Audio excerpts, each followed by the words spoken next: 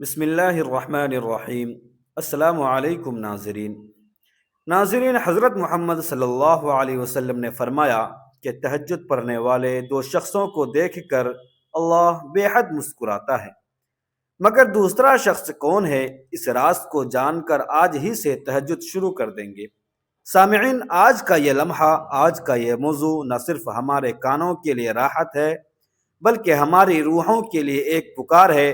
یہ وہ عظیم راز ہے جو ہمارے آقا و مولا نور مجسم حضرت محمد مصطفیٰ صلی اللہ علیہ وسلم نے ہم سے بیان فرمایا۔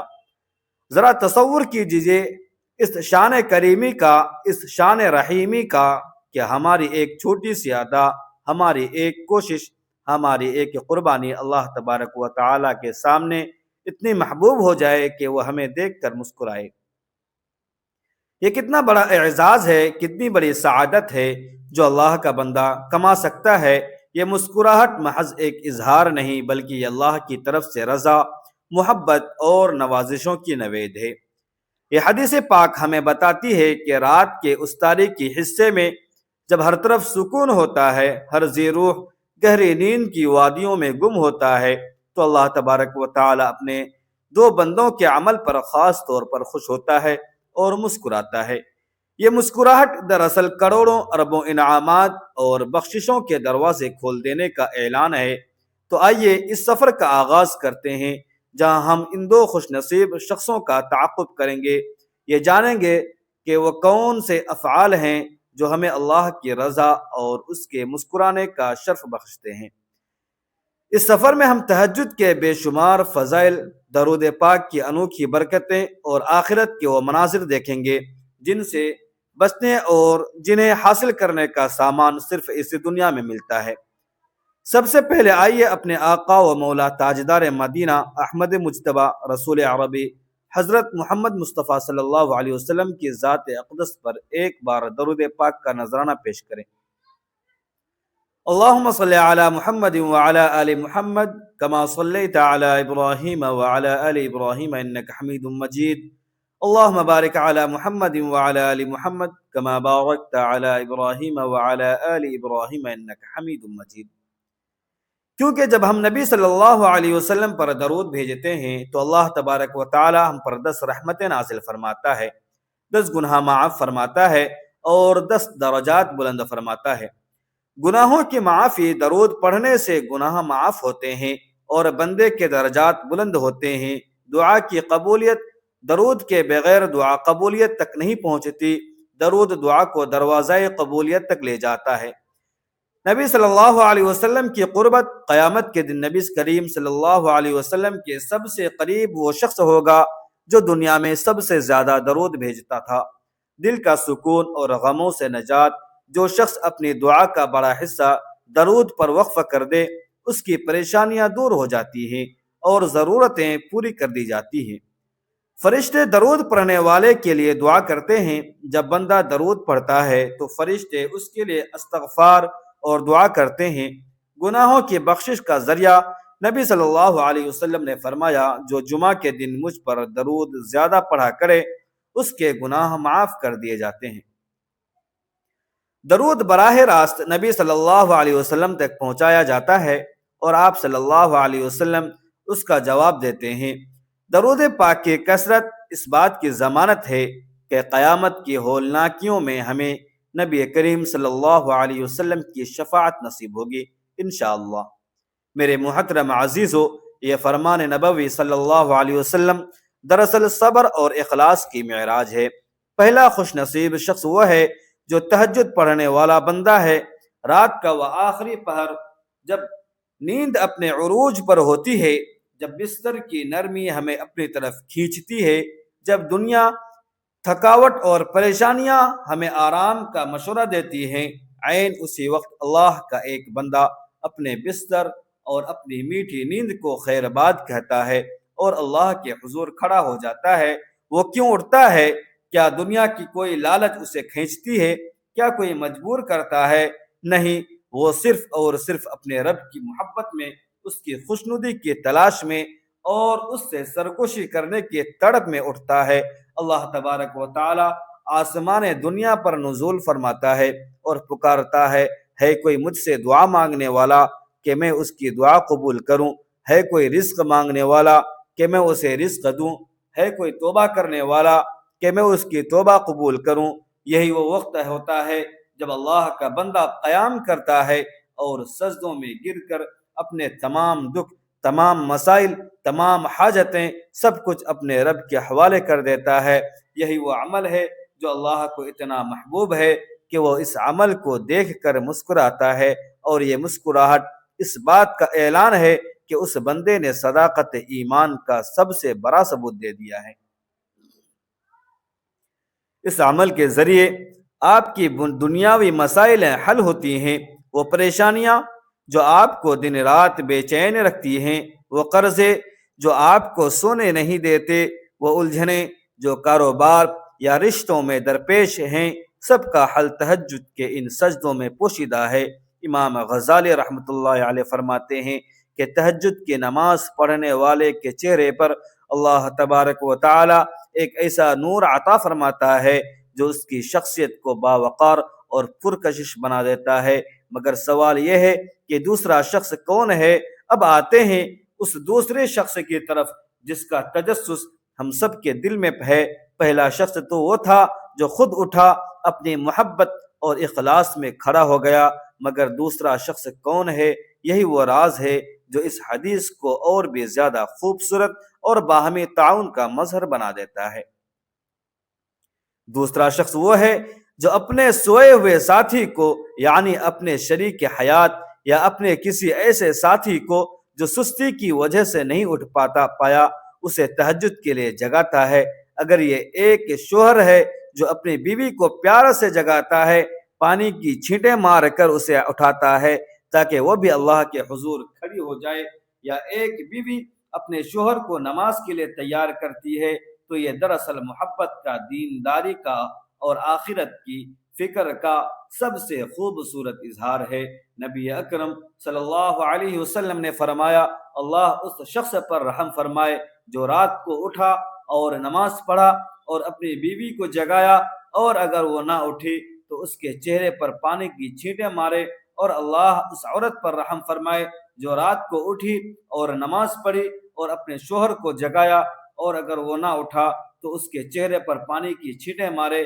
میرے محترم عزیزو، غور فرمائیے، اللہ تبارک و تعالی کی مسکراہٹ اس بندے پر بھی ہے جو خود تو کھڑا ہوا ہی ہے، مگر اس نے اپنے ساتھی کی بھی فکر کی اور اسے بھی اپنی رحمتوں میں شامل کرنے کی کوشش کی۔ یہ عمل دراصل اس بات کا ثبوت ہے کہ یہ بندہ اپنے ساتھ دوسروں کو بھی جنت میں لے جانا چاہتا ہے۔ یہ ایک ایسا جوڑا ہے جو دنیا میں بھی اللہ کی عبادت میں ساتھ ہے اور انشاءاللہ آخرت میں بھی اعلیٰ درجات میں ساتھ رہے گا۔ یہ وہ روحانی پارٹنرشپ ہے جو اللہ کو سب سے زیادہ محبوب ہے۔ اللہ اس لیے مسکراتا ہے کہ دیکھو میرے ان بندوں میں کتنا اخلاص ہے، کتنی باہمی محبت ہے اور کتنی آخرت کی فکر ہے۔ یہ اس بات کا یقین دلاتا ہے کہ ان کا ایمان محض انفرادی نہیں بلکہ یہ پورے گھر کو نور ایمان سے روشن کر رہے ہیں۔ تہجد اور قرض کی ادائیگی۔ ایک صحابی رضی اللہ تعالی عنہ بہت زیادہ قرض میں مبتلا تھے اور ان کے حالات بہت پریشان کن تھے۔ ایک مرتبہ وہ نبی اکرم صلی اللہ علیہ وسلم کی خدمت میں حاضر ہوئے اور اپنی پریشانی بیان کی۔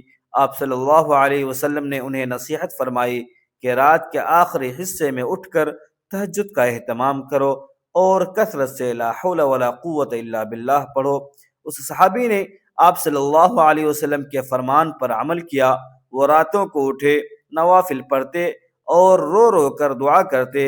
ایک دن ان کے دروازے پر ایک شخص آیا اور کہنے لگا کہ میں فلاں ملک کا تاجر ہوں، میرا سامان سمندری طوفان کی وجہ سے خراب ہو گیا تھا، اور میں نے خواب میں دیکھا کہ اگر میں فلاں شخص یعنی آپ کا نام لے کر کہا کہ آپ کا قرض ادا کر دوں تو میرا باقی سامان محفوظ ہو جائے گا۔ اس تاجر نے نہ صرف ان کا قرض ادا کیا بلکہ انہیں اتنا مال بھی دیا کہ ان کی تمام پریشانیاں دور ہو گئیں۔ لا حول ولا قوت الا باللہ کو اسلام میں ایک عظیم ذکر قرار دیا گیا ہے۔ اس کے بارے میں بہت سی احادیث میں فضیلت آئی ہے۔ جنت کے خزانوں میں سے ایک خزانہ رسول اللہ صلی اللہ علیہ وسلم نے فرمایا، لا حول ولا قوت الا باللہ، جنت کے خزانوں میں سے ایک خزانہ ہے۔ اس کا مطلب یہ ہے کہ اس ذکر میں غیر معمولی روحانی طاقت اور برکت ہے، ہر مشکل میں مدد کا ذریعہ ہے۔ یہ ذکر بندے کو یاد دلاتا ہے کہ وہ خود کچھ نہیں کر سکتا، ہر طاقت اور ہر تبدیلی اللہ ہی کے اختیار میں ہے۔ میرے محترم عزیزو، یہ صرف ایک واقعہ نہیں، یہ تہجد کی قوت اور کرامت کا ثبوت ہے۔ جب آپ رات کے لیے اپنی نیند قربان کرتے ہیں تو اللہ آپ کے لیے دنیا کے تمام دروازے کھول دیتا ہے اور آپ کے رزق میں ایسی برکت عطا کرتا ہے کہ آپ کا گمان بھی وہاں تک نہیں پہنچتا۔ میرے محترم عزیزو، جنت کے انعامات اور پلسرات کا منظر، میرے عزیزو، یہ تہجد، یہ سجدے صرف دنیاوی مسائل کے حل کے لیے نہیں، بلکہ یہ آپ کے لیے آخرت کی سب سے بڑی کامیابی کا سامان ہے۔ ذرا تصور کیجئے قیامت کا وہ ہولناک دن جب سورج سوانیزے پر ہوگا اور لوگ پسینے میں ڈوبے ہوں گے، ہر شخص نفسا نفسی کے عالم میں ہوگا، مگر وہ خوش نصیب جنہوں نے دنیا میں تہجد پڑھی، اپنے بستروں سے جدائی اختیار کی، انہیں اللہ تبارک و تعالی اپنے عرش کے سائے تلے جگہ دے گا، اور پھر وہ منظر، پلسرات کا وہ پل جو بال سے زیادہ باریک اور تلوار سے زیادہ تیز ہے، اس کے نیچے جہنم دہکتی آگ ہے، لوگ اس پر سے گزر رہے ہوں گے، نافرمان لوگ لڑکھڑا کر گر جائیں گے اور جہنم کا ایندھن بنیں گے، مگر وہ خوش نصیب، وہ تہجد گزار، وہ درود پاک کی کثرت کرنے والے، وہ اللہ کے حکموں کی پیروی کرنے والے، وہ اس پل صراط سے مختلف رفتار سے گزریں گے، بعض بجلی کی طرح، بعض تیز رفتار گھوڑے کی طرح اور بعض ہوا کے جھونکے کی طرح گزر جائیں گے، کیونکہ ان کی عبادات اور خصوصاً تہجد کی روشنی ان کے لیے راستہ روشن کر چکی ہوگی۔ جنت میں ان کے لیے کیا انعام ہے! اللہ کے رسول صلی اللہ علیہ وسلم نے فرمایا، جنت میں ایسے بالا خانے ہیں جن کا باہر سے اندر نظر آئے گا اور اندر سے باہر۔ یہ ان لوگوں کے لیے ہے جو نرم بات کریں، کھانا کھلائیں اور رات کو جب لوگ سو رہے ہوں تو قیام کریں، یعنی نماز پڑھیں، تہجد پڑھیں۔ یہ وہ انعام ہے جہاں نہ کوئی غم ہوگا، نہ کوئی فکر، جہاں ہر چیز کی فراوانی ہوگی۔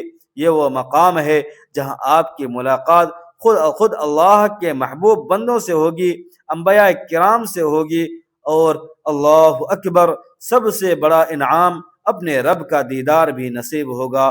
سبحان اللہ۔ اللہ کی رحمت اور نبی کی شفاعت، میرے محترم عزیزو، تہجد اللہ کی رحمت کو کھینچ لاتی ہے۔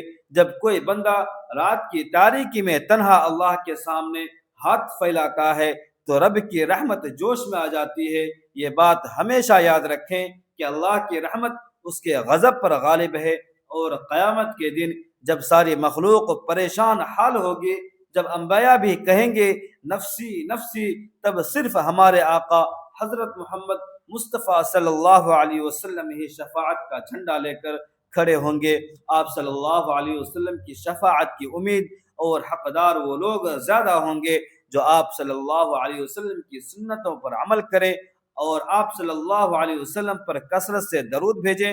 درود پاک آپ صلی اللہ علیہ وسلم کے قرب کا ذریعہ ہے اور تہجد اللہ کے قرب کا ذریعہ ہے۔ اس لیے میرے محترم عزیزو، آج ہی یہ عہد کریں کہ ہم ان دو خوش نصیب لوگوں میں شامل ہوں گے، خود بھی تہجد کے لیے اٹھیں گے اور اپنے گھر والوں، اپنی شریک حیات کو بھی پیار اور حکمت سے جگائیں گے۔ ہمارا گھر، ہماری زندگی اور ہماری آخرت نور ایمان سے جگمگا اٹھے۔ میرے محترم عزیزو، یہ دنیا ایک عارضی ٹھکانہ ہے، یہاں کی تمام پریشانیاں، تمام مصائب، تمام خوشیاں فانی ہیں، اصل کامیابی آخرت کی ہے۔ تہجد کے لیے اٹھنا آپ کے تمام دنیاوی مسائل، رزق کی تنگی، بیماری، رشتوں میں دراڑیں کو دور کرنے کا سب سے بڑا ذریعہ ہے۔ اپنے رب سے وہ تعلق جو رات کے اندھیرے میں قائم ہوتا ہے، دن کے اجالے میں آپ کی رہنمائی کرتا ہے، اس عمل کو اپنی زندگی کا حصہ بنا لیں۔ اگر ابھی نہیں کر سکتے تو صرف 2 رکعات سے شروعات کریں، مگر مستقل مزاجی کے ساتھ۔ اور آخر میں میرے محترم عزیزو، اگر آپ کو آج کی یہ روحانی کاوش، یہ نصیحت اور یہ پیغام پسند آیا ہے تو براہ کرم اسے اپنے دیگر عزیزوں، دوستوں اور فیملی کے ساتھ ضرور شیئر کیجیے، تاکہ وہ بھی تہجد کے ان عظیم انعامات کو جان سکیں اور اللہ رب العزت کی مسکراہٹ کے حقدار بن سکیں۔ میرے محترم عزیزو، اللہ تبارک و تعالی سے دعا ہے کہ اللہ تعالی ہم سب کو تہجد پڑھنے والا بنا دے، اللہ تعالی ہم سب کو نیک اعمال کرنے کی توفیق عطا فرما دے، اللہ تعالی ہم سب کو نبی کی سنت پر عمل کرنے والا بنا دے۔ میرا سنانا اور آپ کا سننا اپنی پاک بارگاہ میں قبول و منظور فرمائے، آمین۔ دوستو، اگر آپ ہمارے چینل میں نئے ہیں تو چینل کو سبسکرائب کرنا نہ بھولیں، تاکہ اس طرح کی مزید روحانی ویڈیوز آپ تک سب سے پہلے پہنچے۔ ملتے ہیں پھر اگلی ویڈیو میں، تب تک کے لیے اجازت دیجیے۔ خدا حافظ۔ السلام علیکم ورحمۃ اللہ وبرکاتہ۔